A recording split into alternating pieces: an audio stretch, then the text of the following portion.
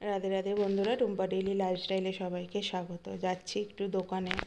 আসলে গলার ভয়েসটা শুনে তো বুঝতেই পারছো যে আমার শরীরটা ভালো নেই। আমার অনেক দিন ধরেই ঠান্ডা লেগেছে, গলায় একটু ইনফেকশন মতনও হয়েছে।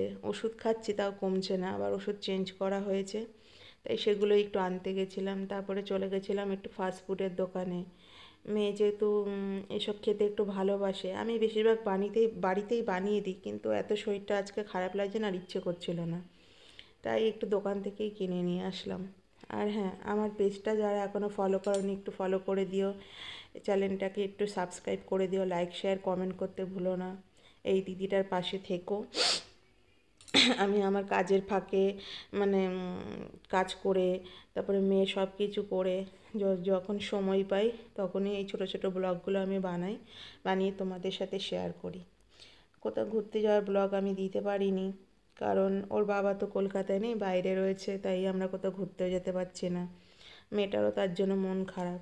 গত বছর অ্যাকোয়াটিকায় নিয়ে গেছিলো, এবছর তো সেটাও পারেনি। সেই আসবে কি জুলাই মাসে, তখন হয়তো কোথাও নিয়ে যাবে।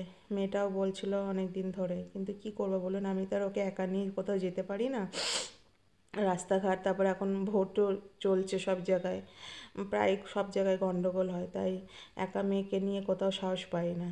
তাই চলে গেছিলাম ওর পছন্দ মতন একটু খাবার আনতে। আর এই একটু কাবাব এনেছি, একটু ক্রিসপি চিকেন, আর একটু সাথে কোল্ড ড্রিঙ্কস, যাতে ও একটু খেয়ে ওর মনটা একটু ভালো লাগে, খুশি হয়।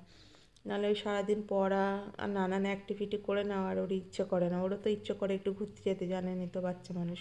আর ওর পছন্দ মতন কিছু কেক নিয়ে এসেছি। চলুন আজকের মতন এখানে, আবার দেখা হবে।